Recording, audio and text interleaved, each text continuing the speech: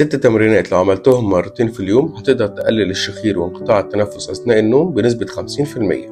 أول تمرين هو إنك تطلع لسانك لبره على قد ما تقدر وتفضل ثابت على الوضع ده لمدة 5 ثواني زي كده. تاني تمرين هو إنك تنزل لسانك في قاع الفم بقوة وتثبت على الوضع ده لمدة 5 ثواني زي كده. تالت تمرين هو إنك تحط إيدك على خدك وتزق إيدك بلسانك لمدة 5 ثواني على كل جانب زي كده.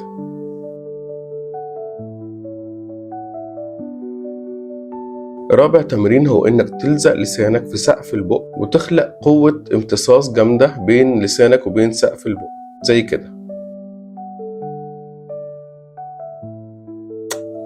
وتفضل ثابت لمدة 5 ثواني. خامس تمرين هو إنك تحط طرف لسانك على أسنانك الأمامية وتبلع 5 مرات زي كده.